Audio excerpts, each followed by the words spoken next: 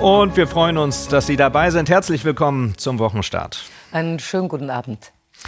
Frankreich hat ein Sommermärchen gezaubert, mit den Olympischen Sommerspielen neue Maßstäbe gesetzt. Da ist sich das Publikum aus aller Welt ziemlich einig. Gestern der Schlussakt in Paris und direkte Übergabe an den nächsten Gastgeber, die USA. 2028 in Los Angeles. Im Stile Hollywoods schwang sich Tom Cruise vom Dach des Stadions in Paris und es sollte nicht die einzige Szene wie aus Mission Impossible bleiben.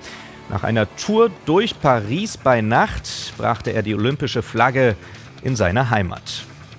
Ja, 2028, dahin geht auch der Blick für die deutschen Sportler, die zwar in Partystimmung heute zurückkamen, wie wir gleich sehen werden, doch der Frust ist groß über die schlechteste deutsche Gesamtwertung seit vielen Jahrzehnten. Katharina Spreyer.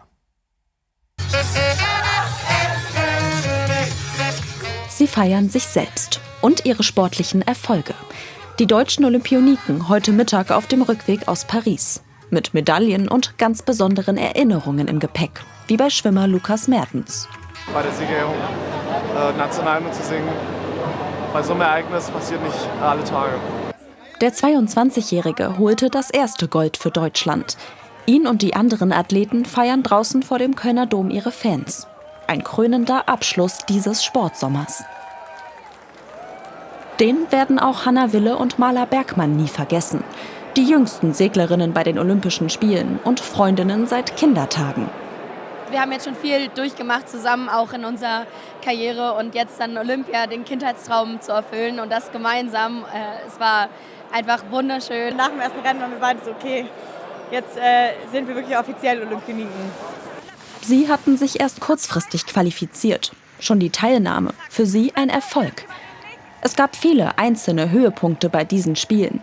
Insgesamt aber fällt Deutschland im Ländervergleich auf Platz 10 zurück. Noch nie seit der Wiedervereinigung gab es weniger Medaillen. Ein Zeichen, dass Sport in Deutschland politisch zu wenig mitgedacht wird, so Experten. Kajak-Olympiasieger Max Rentschmidt findet, die Bedingungen und auch die finanziellen Anreize müssen sich verbessern. Jeder Sportler fängt jung an, muss bis oben kommen und da haben wir überall Lücken, sowohl bei der Nachwuchsförderung, aber dann nachher auch bei den Top-Athleten, die dann unterstützt werden müssen, wo Förderungen gekürzt werden, obwohl Leistung da ist und man da dann nachher gucken muss, wie man da weiterkommt und da muss halt ordentlich nachgearbeitet werden. Bundesinnenministerin Nancy Faeser sagte heute, der Bund wolle den Spitzensport mit 40 Millionen Euro zusätzlich fördern und arbeite an einem entsprechenden Gesetz. Den Verbesserungsbedarf sieht auch der Deutsche Olympische Sportbund, um nicht weiter abzufallen. Trotzdem, ganz abgehängt sei Deutschland noch nicht. Wir haben weniger Medaillen insgesamt, aber wir haben auch viele Plätze zwischen 4 und 8. Das gibt Hoffnung für die Zukunft.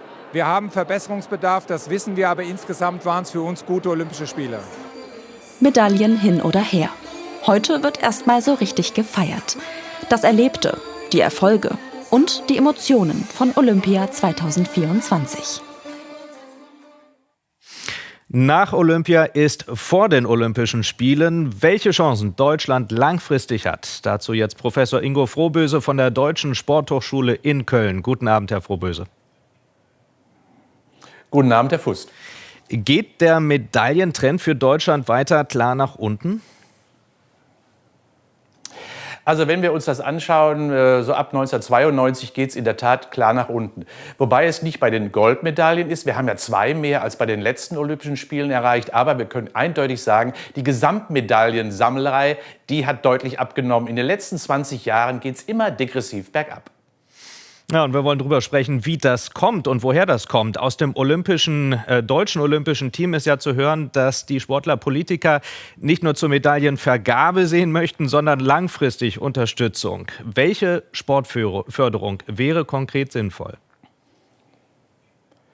Also letztendlich müssen wir sowohl die Athletinnen als auch die Trainer und Trainerinnen betrachten. Denn grundsätzlich ist das so, dass wir natürlich davon ausgehen müssen, dass Sportler und Sportlerinnen einen professionellen Trainingsalltag haben müssen. Und das bedeutet also, dass ein normales Berufsleben in der Tat meistens nicht möglich ist. Und das fehlt komplett. Wir haben ja keine Absicherung für Sportler und Sportlerinnen. Das Gleiche gilt auch für Trainer und Trainerinnen, die in der Regel zwischen den Olympischen Spielen quasi alle 4 Jahre nur Verträge bekommen und auch hier keine Absicherung erfahren, welcher Trainer soll diesen Beruf eingehen, wenn er auch eine Alternative hat, um 4 Jahre mal quasi dort ein Athlet, ohne dass man genau weiß, was kommt hinten raus, beruflich quasi sich zu verändern.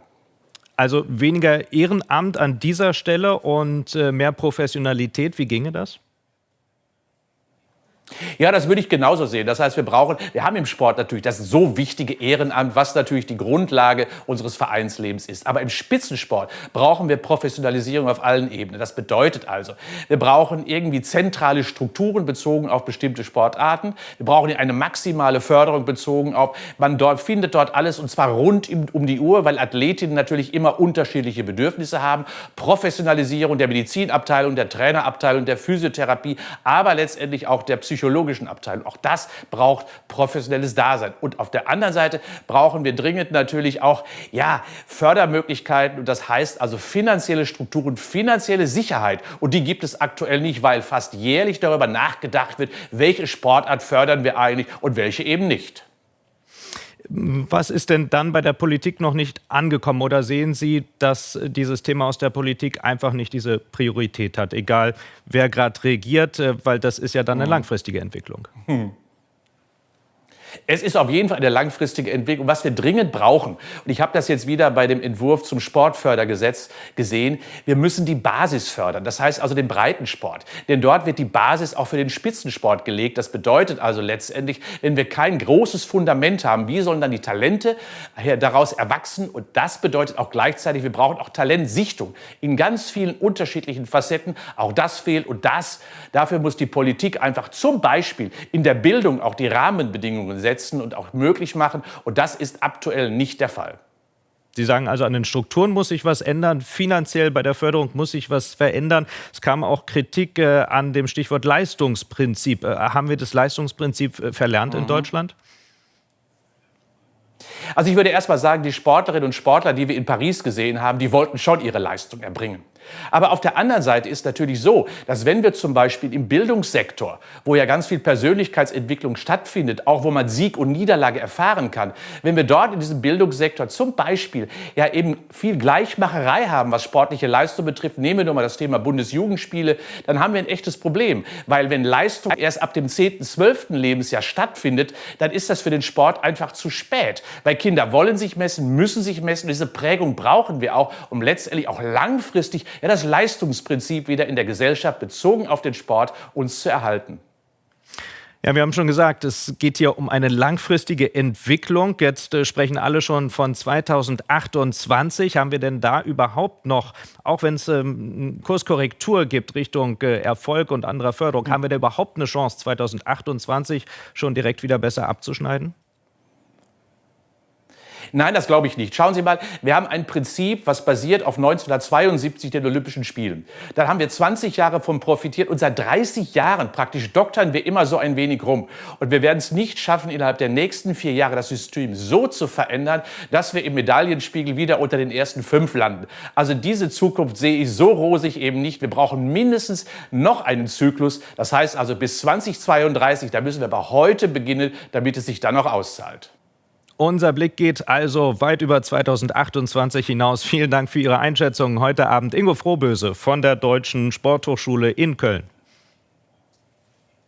Sehr gerne und vielen Dank.